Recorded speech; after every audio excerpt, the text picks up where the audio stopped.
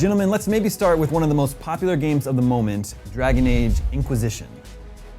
Oh my goodness gracious. I know. How good is Dragon Age Inquisition? I was just waiting for you to open that because I knew you were like, ah! So everyone always talks about how big this game is. It's big, it's huge, there's so much to do, but like big on its own doesn't make it good necessarily. Like what's there still has to be polished, and that's why I think Dragon Age is so impressive, is it delivers on the breadth and the depth, I guess, in my opinion, for me. And it's not just big in geography and lands to explore, or there's always another hill to go over, but it's big in character depth as well. You can spend hours just talking to your party members, and or you can blow right by that content and never see it.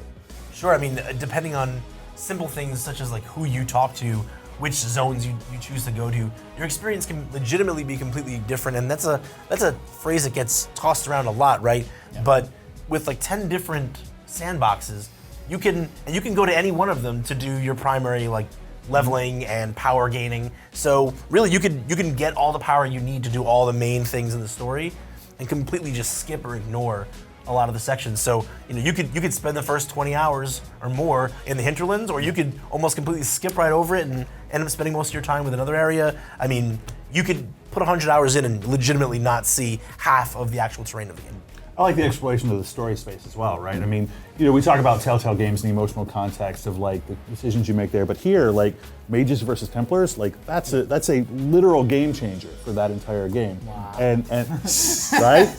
And I love that. I love that like that not knowing. Well, what if I had gone down this other road, or coming into the office and sort of kind of teasing out the other folks and figuring out where are they in the game, and not wanting to give away too much, but you find out, oh, you killed that guy that I recruited, or you found something that's just totally closed off to me because of the decision I made 5 hours ago. I love that. Greg actually lost his girlfriend to Dragon Age. Yeah, Christine Steimer, rest in peace. I'm single, at least until she completes the campaign or platinums the game. But yeah, that's the big part about it, is you get so lost in it that people come out of playing Dragon Age and have these incredibly amazing conversations about this rich story that is completely different for the other player.